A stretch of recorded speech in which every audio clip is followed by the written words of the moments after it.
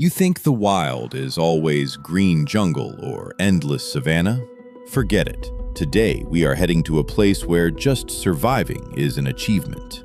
Wyoming.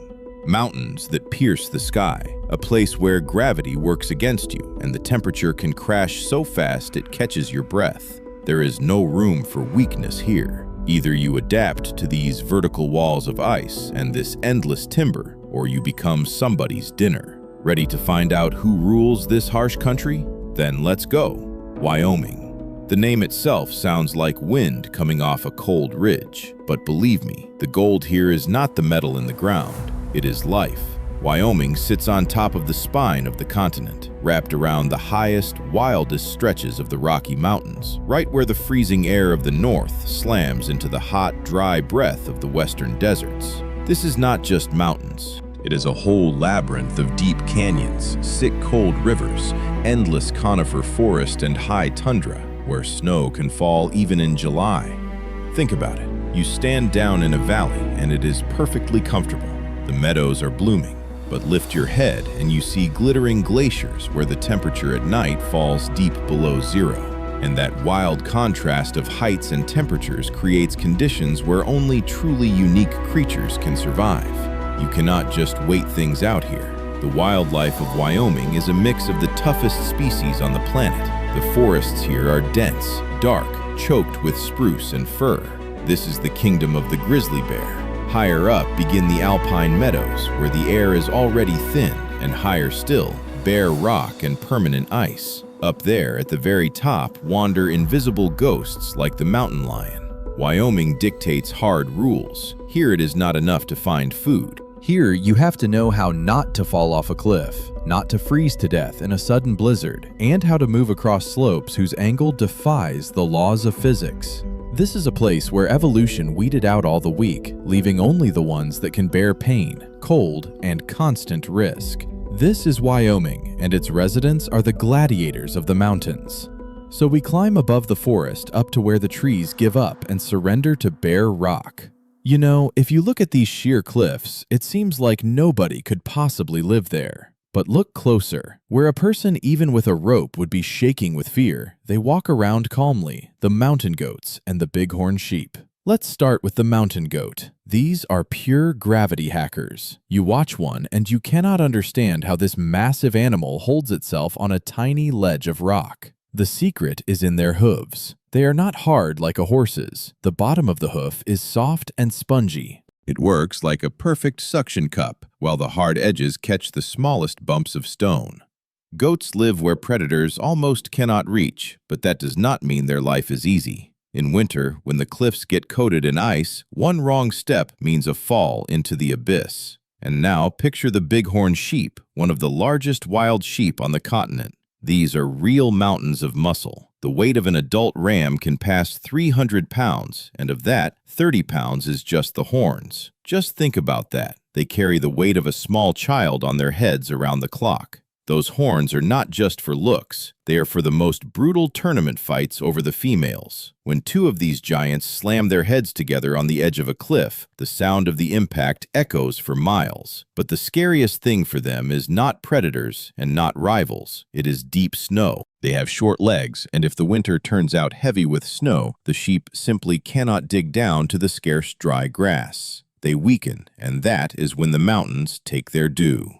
We climb higher still, up to where there is not even enough oxygen to take a normal breath. Permanent ice, a piercing wind, and absolute silence. And it is exactly here that the perfect predator lives, the one locals call the ghost of the mountains, the mountain lion. You know why they call it that? Because seeing one in the wild is like winning the lottery. This animal is an absolute master of camouflage. Its tawny gray coat blends with the rock so perfectly it can lie 15 feet from you and you will not notice it. It does not roar like a lion or a tiger. The structure of its throat does not allow it. It moves in complete silence. The lion's life is endless solitude and hard work. To survive at this height, it has several unique features. First, its paws. They are wide and heavily padded, working like snowshoes so it does not sink into deep snow. And second, the tail. Have you seen a mountain lion's tail? It is almost equal to the length of its body. That tail does two jobs at once. During a furious chase after a bighorn down the sheer rock, the tail works as a balance, a perfect rudder that lets the lion make sharp turns on tiny ledges. And when the lion sleeps in a cold cave, it wraps that incredibly thick tail around itself and hides its nose in it, warming the freezing air it breathes. It hunts alone, relying only on its stealth. One leap of 30 feet and a killing bite to the neck. If the leap misses, the lion rarely chases the prey. In the mountains, there is too little oxygen to waste energy on long runs.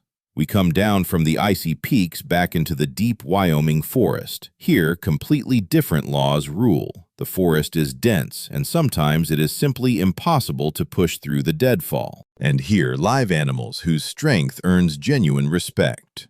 Meet the Rocky Mountain elk. This is one of the largest members of the deer family. If you find yourself in this country in the autumn, in September, you will hear a sound that sends chills down your spine. It is the bugle of a bull elk. During the rut, the males come out onto the open meadows and start to call. That sound is something between the bellow of a bull and a low, drawn-out scream. That is how they throw down a challenge to their rivals. Their antlers are real weapons, huge, branching crowns. The fights of the bulls are brutal. They lock antlers and shove each other, breaking brush and young trees. But the elk are not the only masters of this timber. Wyoming is also the domain of the grizzly bear, and the local bear differs from its relatives in other regions. You know how? Its diet. The Wyoming grizzly is, of course, a predator, but a huge part of its diet is the fat-rich seeds of the whitebark pine, dug out of squirrel caches high in the mountains. In autumn, the bears go into a real nut fever. They need to build a critical mass of fat before the harsh winter, which lasts half the year. A bear can sit for hours, tearing apart pine cones with its powerful jaws. But do not be fooled by its clumsy look.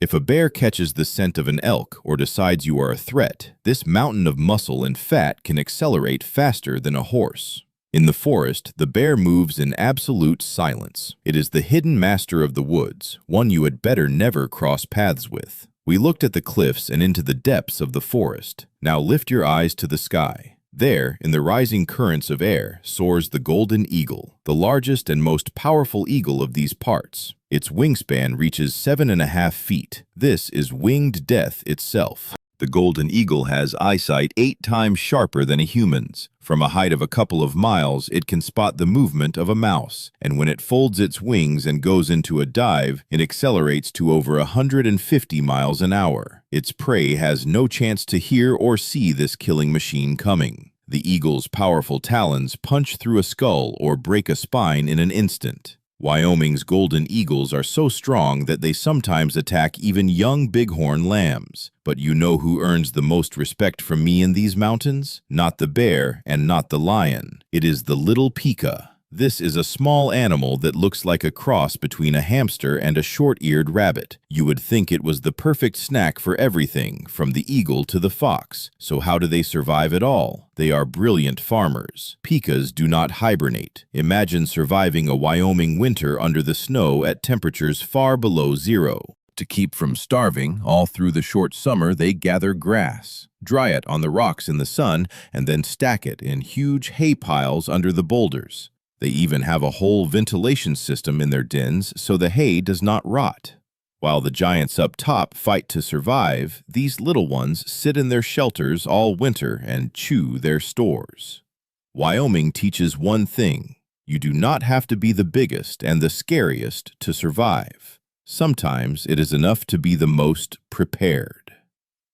The forest hides a lot of secrets, but some of them look like they came off the pages of a science fiction novel.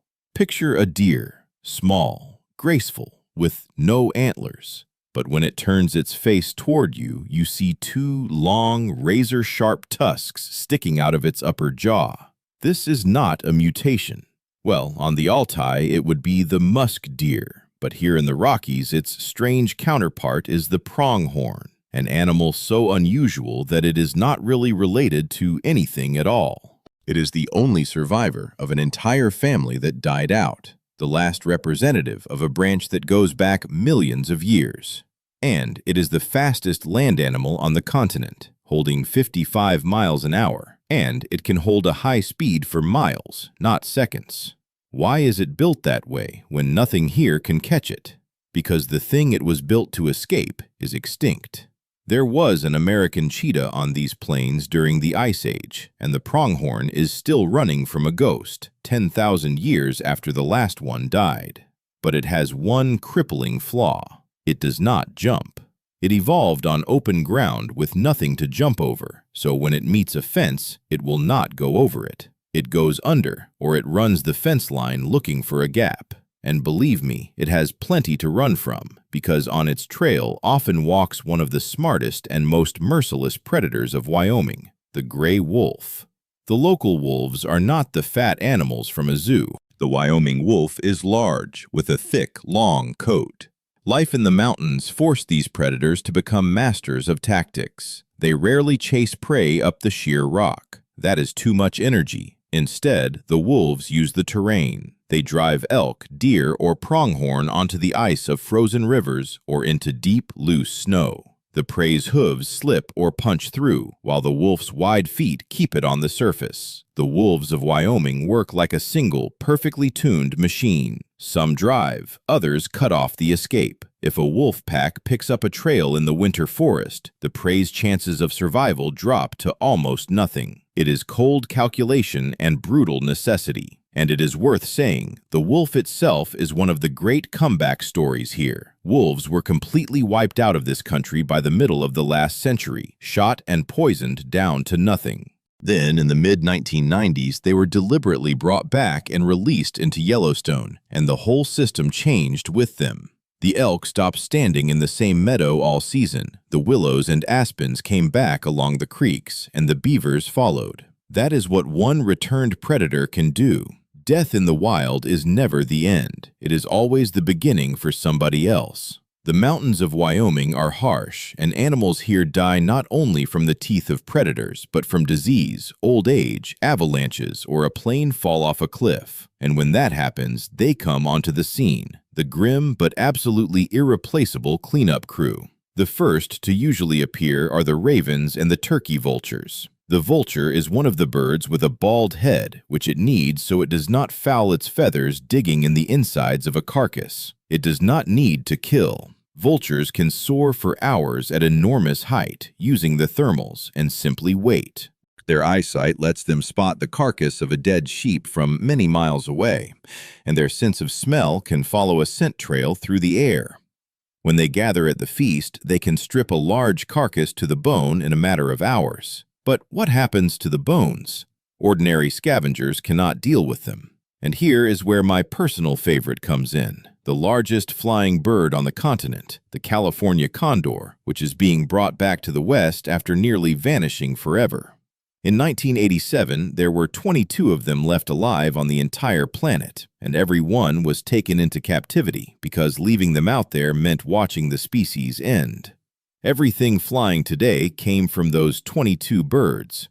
A condor is a genuinely unique animal with a bald head and a 9.5-foot wingspan. Its stomach acid is so strong it can handle bacteria that would kill almost anything else, which makes it a filter that stops disease from spreading. These birds are the final chord of Wyoming's food chain, leaving absolutely nothing behind.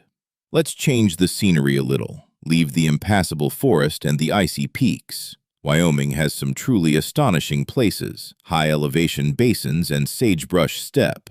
Take the Red Desert, or the high sagebrush country of the Great Divide Basin. These are harsh, wind-scoured plains at nearly 7,000 feet above sea level. In summer, it is hot here, and in winter, the temperature falls far below zero. And here lives one of the most iconic animals of the West, the pronghorn again, along with a strange and grumpy-looking little predator. Meet the badger. No, that is more of a Northwoods animal. Here, on the high steppe, the cat you want to know is the bobcat, but the true grumpy specialist of these flats is the swift fox. It looks fat and slow, but that is an illusion. In reality, it is small, about the size of a house cat. It just has one of the densest coats of any fox, a perfect down jacket that lets it lie on the frozen ground and not freeze.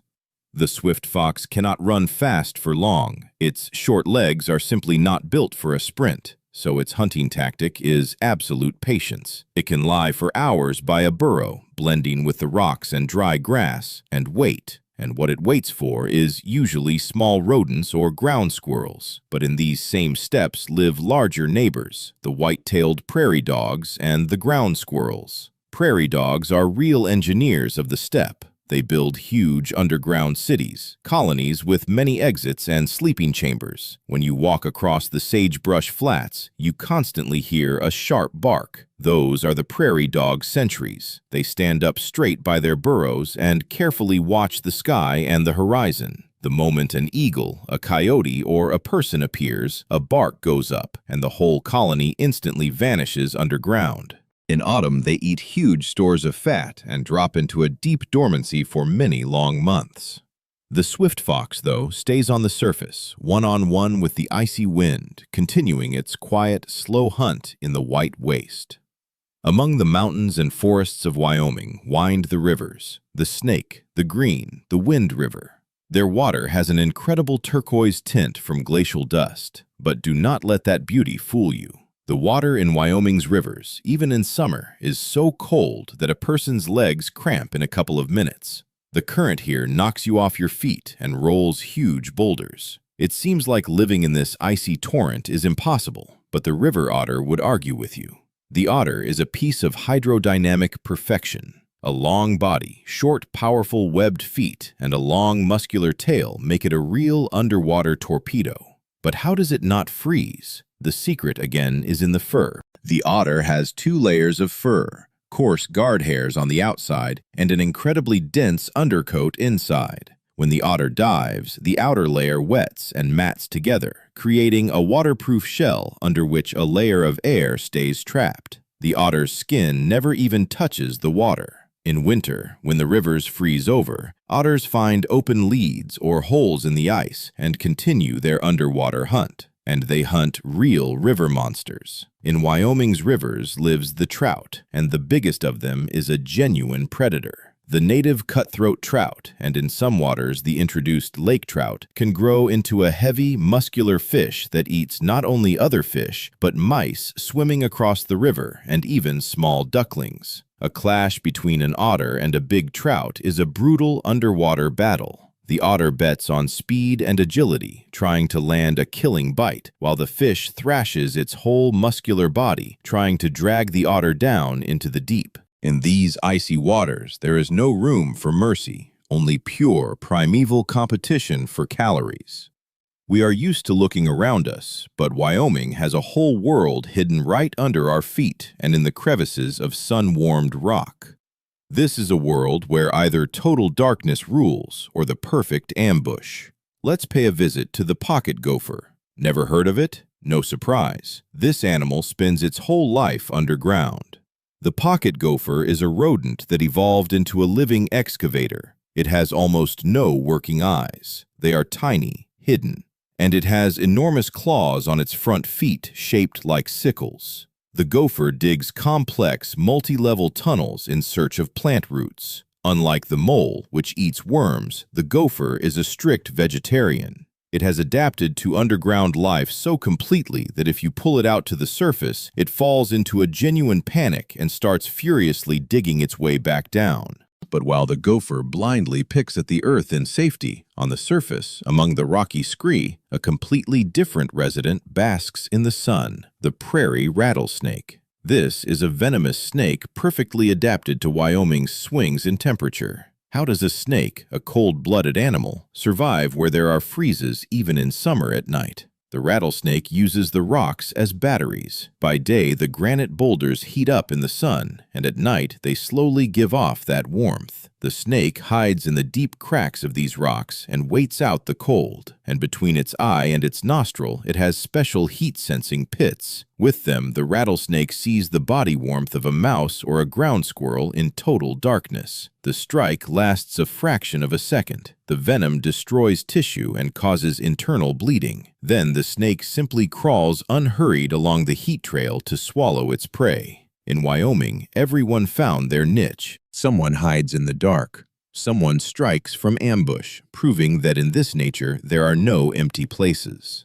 Winter in the Wyoming forest is the time when the woods go still. The snow here falls so deep that a person without wide snowshoes sinks into the chest. A ringing silence hangs over everything, and through this white, silent desert moves an animal that seems made of the snow and the shadows themselves. The lynx. We have surely seen a lynx in a zoo, but in the wild, it is a completely different animal. It is the perfect forest assassin. You know its main secret? Its feet. The Canada lynx has disproportionately huge feet, covered in thick, coarse fur even on the pads. Those feet work like the most perfect natural snowshoes. Where a wolf sinks in and burns colossal effort, the lynx moves lightly, almost gliding over the crust. It is a loner that methodically, mile after mile, patrols its territory. The tufts on its ears are not decoration. They are sophisticated antennas that catch the smallest rustle hundreds of feet away. And it has plenty to listen for. In this same forest lives a bird that found a completely crazy but effective way to survive the icy nights: the grouse. This is a large, heavy bird that feeds on tough pine and fir needles, but when the temperature drops far below zero, no down will save it. And what does the grouse do? It literally drops out of the tree straight into a deep drift. It punches through the snow with its body and buries itself, creating a chamber under the snow. Under the snow, the temperature rarely falls below the low 20s. For the grouse, this is a real resort, but that resort can become a tomb. The lynx, with its incredible hearing, can hear the breathing of a bird under 1.5 feet of snow. Slowly, in absolute silence, it stalks up to that spot. The calculation has to be flawless. One powerful leap, a strike of the clawed paws through the snow crust, and it is over. But if the lynx misses by even an inch, the grouse bursts out from under the snow with a deafening racket, raising a cloud of white dust, and heavily lifts into the sky. The lynx is left with nothing, saving its energy for the next attempt in this merciless, icy casino. Let's lift our heads from the snowy forest and look at the autumn sky of Wyoming. This is the time of the Great Migration. The mountains become a serious obstacle for the millions of birds flying south, escaping the coming winter. And some of the most remarkable travelers here are the sandhill cranes. Picture them. They have to cross colossal mountain ranges where hurricane winds blow and the air is thin to the limit. They gather into huge flocks, line up in the famous wedge, and begin the long, exhausting climb. Their calls, carrying over the canyons, sound like a song of farewell. They fly at the very limit of their physical ability. The bird's heart beats at a furious speed just to hold its body up in these rising, icy currents. But the mountains and the wind are not their only problem. On the open ground of the foothills, in the steppes, waits one of the most perfect winged predators on the planet, the prairie falcon. This falcon does not soar in circles like an eagle. It sits on a rock ledge and waits. Its tactic is speed and surprise. When the falcon spots a bird that fell behind or is weakened, it drops off the cliff. It attacks not with its talons like many other raptors. The falcon clenches its feet into fists and, at enormous speed that can pass 200 miles an hour, strikes the prey in the air. The blow is so strong it can break the neck or the wing of a bird twice its size. In the sky over Wyoming, real dramas play out. The cranes try to hold tighter together, forming a living shield, while the falcon circles, looking for a gap in that defense. It is the eternal standoff between endurance and raw, uncompromising speed. Wyoming has animals that seem completely out of place here, as if they got lost in time and space. If I say moose, you might picture the far north, the boreal swamps, endless lowlands. But high in the mountains of Wyoming, in the hard-to-reach willow bottoms and the cold subalpine forests, lives a unique population of Shiraz moose, the smallest kind of moose on the continent. How did they end up here? This is a living legacy of the Ice Age and the cold high country. Thousands of years ago, the ice retreated north, and the main mass of northern animals went with it. But some stayed high in the mountains, where the climate stayed just as harsh as the tundra. The Wyoming moose is superbly built for deep, loose snow, with long legs to push through the drifts and step over fallen trees. All winter, they survive on willow twigs and bark, which they find and strip along the frozen creeks. These are real ghosts of the past. But while the moose quietly browse in the dark timber, down in the river valleys and along the forest edges, a completely different game plays out. Here, the red fox reigns. And believe me, the Wyoming fox is a true master of survival. In winter, the mice are invisible under the snow, but the fox learned to hear them. This process is called mousing, and it is one of the funniest and, at the same time, most skilled sights in the wild. The fox walks across a snowy field and suddenly freezes. It tilts its head to the side, listening to the squeak of a vole somewhere down there, half a yard deep. In that moment, it looks like a radar dish. Then comes an incredible leap high into the air. The fox dives nose first straight into the drift, leaving only its tail sticking out. A fraction of a second under the snow, and it surfaces with prey in its teeth. It has neither the powerful fangs of a wolf nor the huge claws of a bear, but its sharp hearing, cunning, and phenomenal agility let it thrive where others would have given up long ago. We go back to the cliffs again. Wyoming's canyons are a world of verticals. A person needs climbing gear, ropes, and carabiners here to move even a couple of yards. And now picture a small, graceful animal that races across these sheer walls at a speed as if gravity simply does not exist. This is the pine marten and its rock-loving cousin. From the outside, it looks cute. A fluffy tail, a cream patch on the throat, shining eyes. But do not be fooled. It is a merciless and incredibly flexible hunter. Its joints are built so it can turn its back feet all the way around. That lets it come down vertical tree trunks or sheer rock head first. Try doing that yourself, and you will understand how hard it is.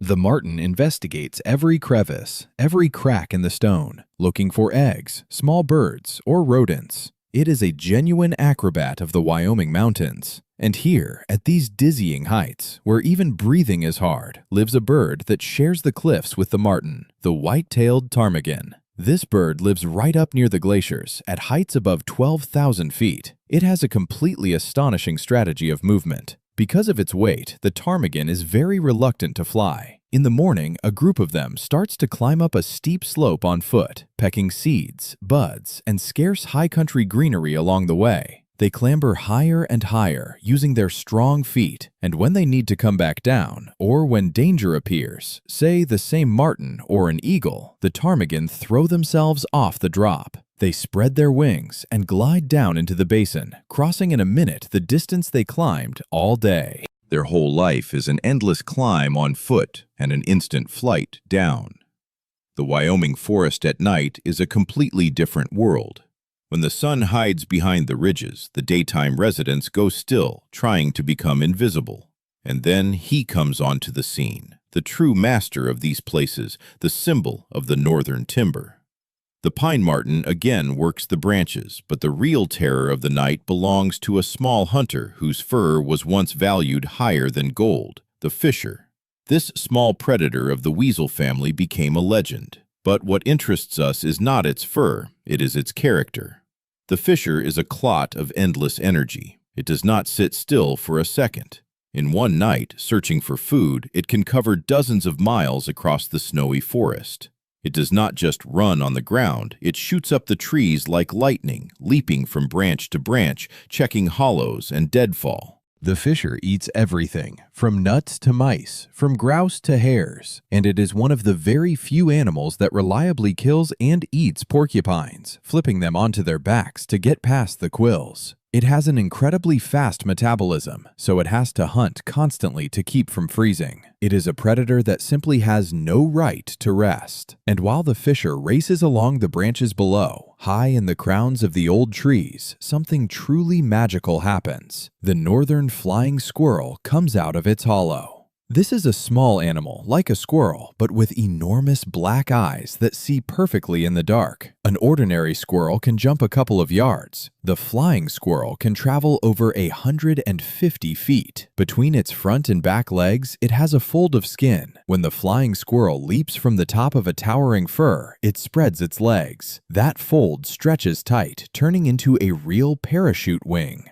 It glides silently in the moonlight between the tree trunks, skillfully steering with its bushy tail, which works as a rudder. Just before landing, it sharply brakes, changing the angle of its body, and softly grips the bark of another tree. In this dark, harsh forest, where every second something is eating something else, that quiet, silent flight of the squirrel seems like some kind of miracle. We come down a little lower to where the dense, dark timber begins to mix with lighter aspen groves and open meadows. This is the foothill country of Wyoming, a place that in summer seems like a real paradise, with tall grass and abundant food. But you and I know that in this country, paradise ends fast, and for the mule deer, winter here turns into a real endurance test. The Wyoming mule deer is a large, sturdy animal. In summer, it looks incredibly graceful, with reddish fur and light, almost weightless bounds it uses to escape danger. When a deer is frightened, it bounces away in a strange, stiff-legged gait, all 4 feet hitting the ground at once, a way of moving that confuses predators. But the main tragedy of the deer begins at the end of winter. You know what a crust is? It is when the spring sun by day melts the top layer of deep snow a little, and at night the frost slams back down. A thick layer of ice forms. For a light lynx or wolf, this crust is like asphalt. They run across it without breaking through.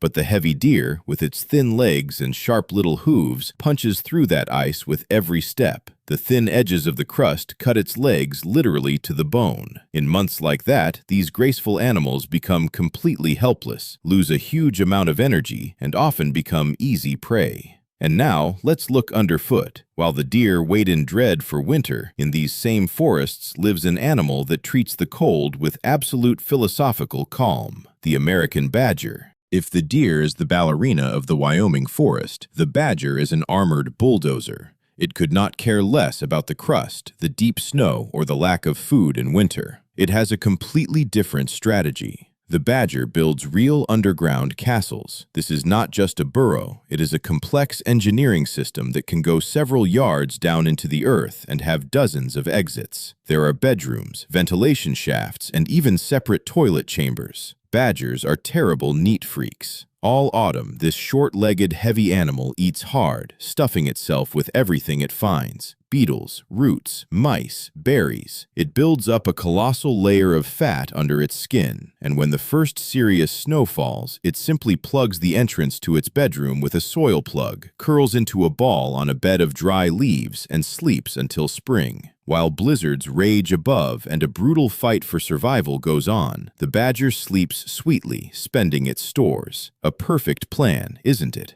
Let's climb into the deepest, most impassable canyons of Wyoming, where trails and roads do not lead, where wild mountain rivers cut through the rock, forming narrow gorges. The sun looks in here only a couple of hours a day. The air here is always damp, smelling of moss, rotting needles, and ice water. It is exactly these dark, hidden places that one of the rarest and most secretive birds chooses to live in, the great blue heron, and higher in the cold water, the American dipper. Actually, let's talk about the real ghost of these gorges first, a bird of prey that hides where no one goes. And now, look right into the icy water of that mountain river. See the small bird the size of a starling, brownish-black with a white breast? It sits on a slippery rock in the middle of the raging current and funnily bobs up and down. This is the American dipper. Locals call it the water ouzel. And now you will see something that breaks all the laws of logic.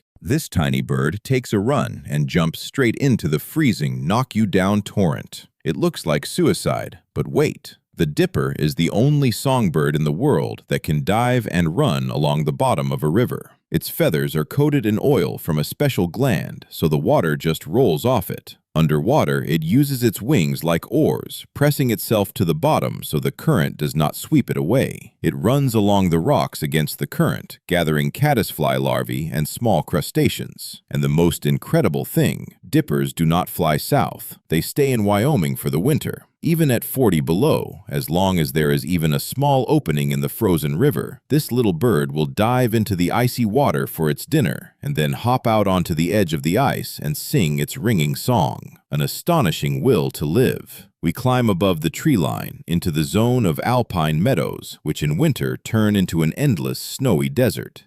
The wind here blows the snow off the slopes, exposing sharp rocks, while in the hollows the drifts reach several yards. There are no trees to hide behind. In winter, this world becomes absolutely white, and to survive here, you have to become the snow itself. Look at that drift. It seems like there is nothing there. But suddenly a tiny head with black bead eyes appears out of the snow. This is the ermine, the short-tailed weasel, a small, quick predator that in winter wears a flawless white coat. The only dark spot is the very tip of its tail, which stays black always. And that tip is not for beauty. When a bird of prey hunts the ermine, that black marker on the end of the tail draws its attention away from the animal's vital organs. In the moment of the attack, the eagle aims at the black dot, and the nimble ermine manages to dive into a saving crack between the rocks. But the ermine is a merciless killer itself. Despite its tiny size, it is incredibly aggressive and hunts prey several times bigger than itself, for example hares or birds. And it has a completely insane way of hunting. Spotting a group of birds, the ermine does not sneak up. It suddenly starts racing in circles, tumbling in the snow, jumping and twisting as if it has gone mad. This ridiculous dance literally hypnotizes the prey. The birds, out of curiosity, start to watch the strange white animal and let it get closer and closer. They do not understand that it is a deadly trap. The moment the ermine is within a leap, the dance instantly ends with a lightning strike to the throat. And who is its potential victim in this white waste? For example, the white-tailed ptarmigan. This bird is a master of camouflage too. In summer it is mottled, the color of rock and moss, and in winter perfectly white. But its main weapon is its feet. In winter, the ptarmigan's toes grow dense, stiff feathers, turning into real fluffy snowshoes. That lets it not sink into the loose snow and run easily across the drifts in search of frozen berries and the buds of dwarf birch. Two masters of white camouflage on the same ground is always a game of hide and seek where the stake is life. Let's come down from the cold peaks to the south of Wyoming, toward the border with Colorado and Utah. Here, the climate changes sharply. Forget the damp timber and the deep snow. Before us are dry, sun-scorched rocky steppes and desert basins. In summer, the ground here gets so hot the air shimmers, distorting the horizon. Water is catastrophically scarce. In conditions like these, only those who know how to save every milligram of moisture and fool their enemies survive. Picture yourself walking along a dry, rocky trail, your boots rustling in the dead grass. Suddenly, from under a rock comes a sharp, dry rattle, very much like the sound of a rattlesnake. You instinctively jump back. In a crack, a snake coils into a tight ring with a complex, beautiful pattern down its back. This is the gopher snake, which people also call a bull snake. It looks dangerous. It sounds dangerous. It is ready to attack. But you know what? It is all one big bluff. The gopher snake has no venom at all. It has none of the deadly poison of the rattlesnake. Its defense is pure theater. In moments of danger, it starts to vibrate the tip of its tail at a furious speed. If the tail hits dry leaves or rock, you get that frightening rattle. And it works. Many predators prefer not to tangle with an unknown rattling snake and leave. The gopher snake is a constrictor. It hunts lizards and small mice, wrapping them in the muscular coils of its body like a miniature boa. And here is another resident of this dry steppe, the kit fox. It is smaller than our ordinary red fox. It has longer legs and astonishingly beautiful, light, sandy silver fur and enormous ears that work as a cooling radiator. The kit fox is a real nomad. All its life, it wanders the desert basins in search of rodent colonies. It has one serious problem. It does not much like digging. Its paws are a bit weak for the dense, rocky Wyoming ground. So how does it solve the housing question? It simply takes over. The kit fox finds the burrows of prairie dogs, badgers, or ground squirrels and unceremoniously moves in, often even widening them to suit itself. This animal is perfectly adapted to drought. The kit fox can go for months without drinking water, getting all the moisture it needs from the blood and tissue of its prey. In Wyoming, everyone gets by however they can. Some pretend to be deadly dangerous, others live in someone else's house. The main thing is to make it to the next dawn. When night falls on Wyoming, the forest changes its face. The sounds get sharp, the shadows lengthen, and the darkness under the crowns of the firs becomes absolute. For most animals, this is a time of fear and hiding, but not for him. Somewhere high on a rocky ledge, invisible in the dark, a true king of the night opens his huge eyes, burning with orange fire. The great horned owl. This is not just an owl, it is a feathered monster. The owl is so huge and strong that it has practically no natural enemies. Its wingspan reaches almost 5 feet. You can stand in the forest in total silence, and it will fly a yard over your head, and you will not even hear the rustle. The edges of its flight feathers are frayed in a special way. They kill the turbulence of the air, making its flight 100% silent. It appears out of nowhere. The great horned owl is a universal hunter. Its talons clamp with such monstrous force that they break the spine of a large hare. In a second, it hunts everything that moves, from mice and skunks to other owls, foxes, and even young deer. Its hearing is so perfect it can hear a mouse rustling under a thick layer of snow. And when its low, booming call sounds in the night silence, carrying for miles, the small animals press into the ground, hoping this flight of death is not for them. But the owl has one problem. It hunts by sound and sight. What do you do if the prey flies in the absolute darkness of a deep cave, where not even moonlight reaches? Wyoming has many limestone caves, and there lives a creature that sees the world completely differently. This is Townsend's big-eared bat, a bat with incredibly huge ears. If a person had ears like that in proportion to their body, they would hang down to the waist. These locators are for echolocation. In flight, the bat sends out ultrasonic squeaks which bounce off obstacles and come back. The bat does not just hear the wall of the cave, it can catch a tiny mosquito or a night moth in pitch darkness and take it on the wing with jeweler's precision. And in winter, these tiny creatures perform a real physiological feat. They squeeze into the cracks of cold Wyoming caves, grip the ceiling with their feet, hang upside down, and drop into deep hibernation. Their body temperature falls close to freezing, and their heart beats just a couple of times a minute. They hang there like frozen scraps of skin, waiting for the warmth of spring.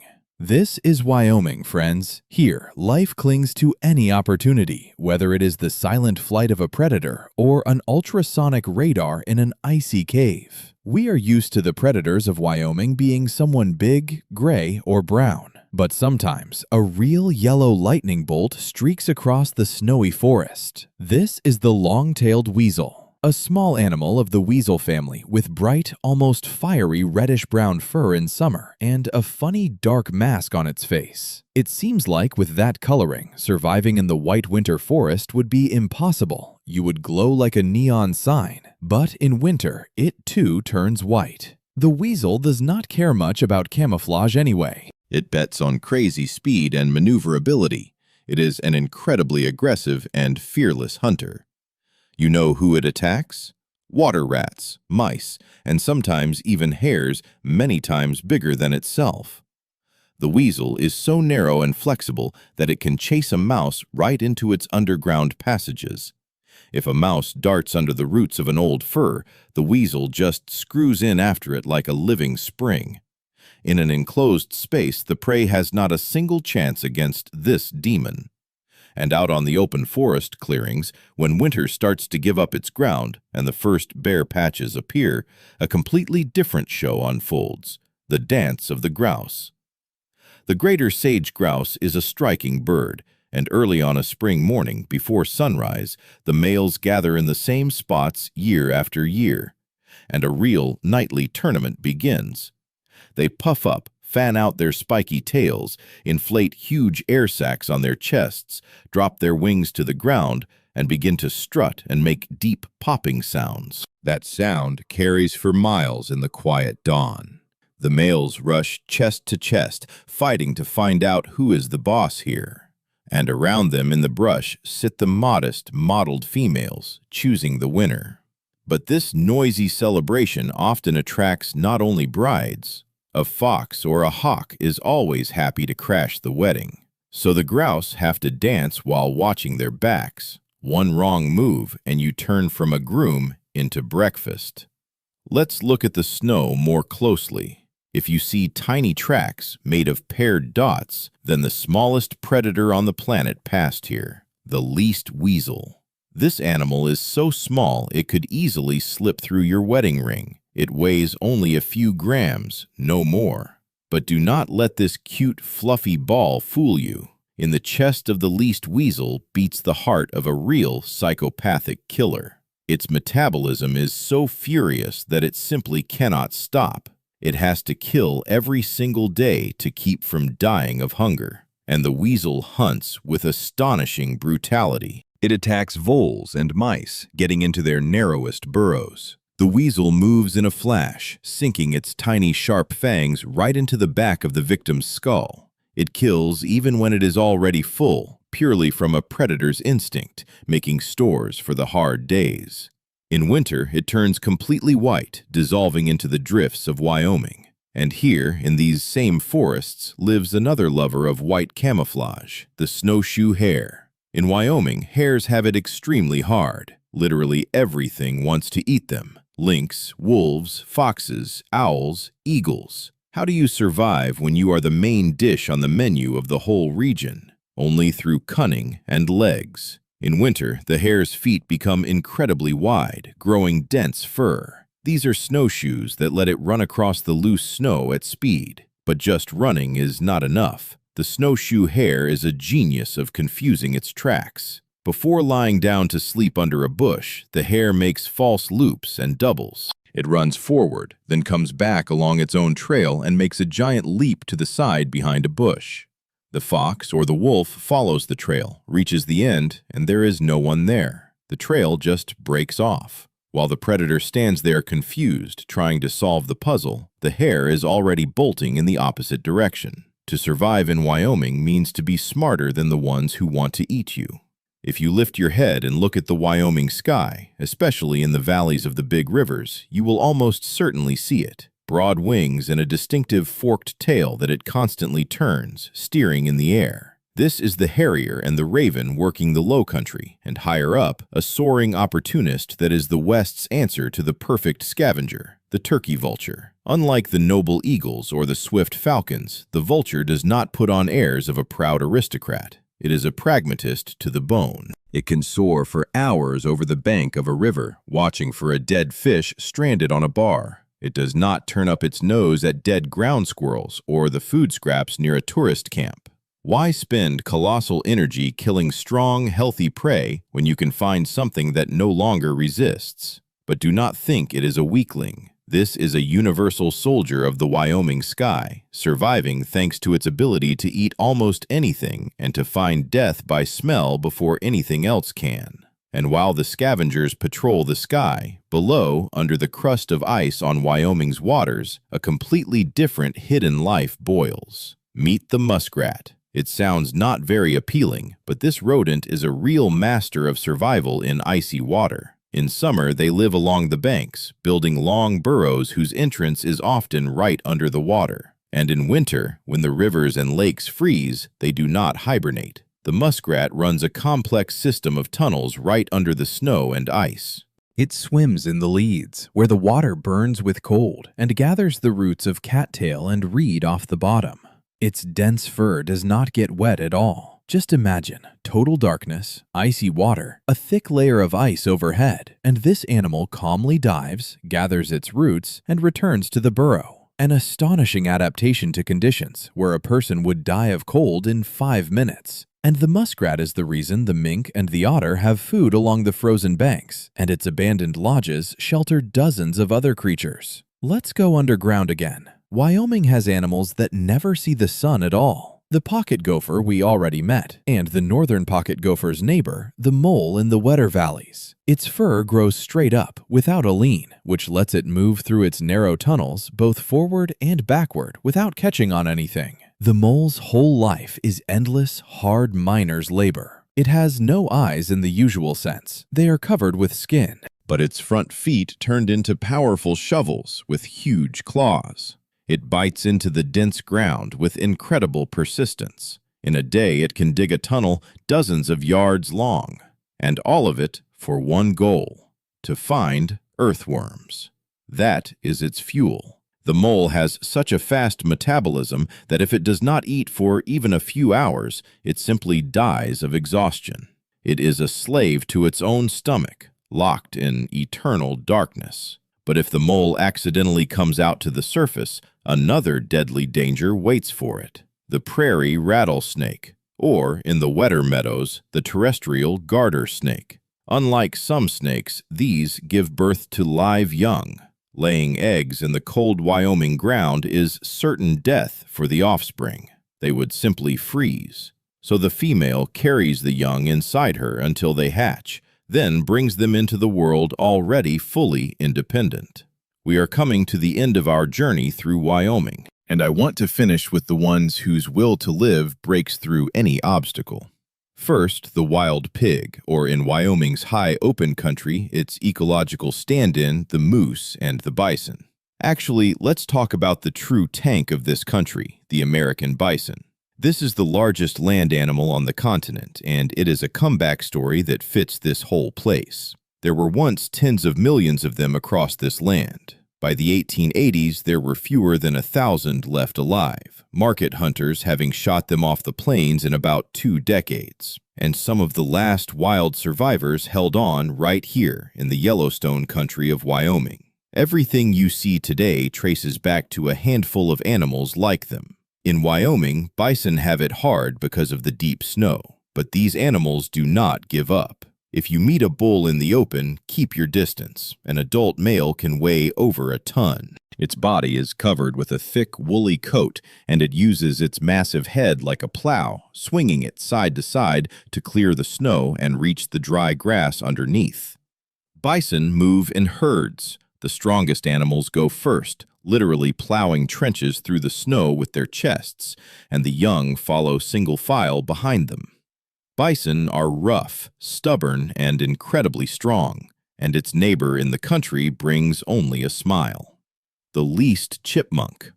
This little striped animal wakes in the Wyoming forest one of the first, when there are still drifts on the ground but the sun is already starting to warm.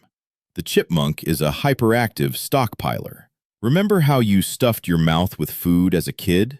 Well, the chipmunk is a professional at it. It has cheek pouches that can stretch to unbelievable size. It can shove so many pine seeds in there that its head becomes twice as wide as its body. With those bulging cheeks, it comically races to its burrow to top up its stores. The chipmunk makes several pantries in different places in its burrow, separating the nuts, seeds, and dried berries. If one pantry floods with spring water, it will have others. And that is Wyoming all over. From the armored tank of a bison to the tiny, thrifty chipmunk. Here, everyone uses their own absolutely unique tools to survive, and everyone here has their own unrepeatable story. But before we close, let's return one more time to the very top, to the country of ice and thin air, because there is one more legacy of the Ice Age worth telling, and one more predator whose return proves that these mountains are still whole. High in the most remote ranges of Wyoming lives one of the rarest animals in the lower 48, the wolverine. It is a mix of a small bear, a dog, and a badger. There are very few of them, and these northern mountains are one of their last real strongholds. Its feet are huge, like snowshoes, so it does not sink into the snow at all. When an elk or a deer sinks to its chest in the drifts and becomes helpless, the wolverine appears. It does not kill with one powerful bite like a lion. It simply wears the animal down. The most astonishing thing about the wolverine is its jaws and teeth. They are built so it can chew through bones frozen to the hardness of stone, the ones the wolves and bears left behind. When all the other predators back off in the face of the killing cold, the wolverine feels right at home. Its fur does not frost over because the structure of the hair is unique. It is an animal made out of snow and fury, the perfect cleanup crew of the frozen wilderness. Every camera trap image of a wolverine crossing a high pass is a holiday for biologists because it means the wild heart of these mountains is still beating. That is Wyoming for you. Unassailable, cold, brutal, but at the same time incredibly beautiful and alive. It is a place where nature does not forgive mistakes. Here you cannot relax for a single second. It does not matter whether you are a giant grizzly or a tiny pika. Every living creature here is a masterpiece of evolution, forged by ice, rock, and an endless fight for survival. Take care of nature, study it, because this wild world is more honest and more grand than anything we can imagine. Thank you for being with me in these mountains at the top of the world.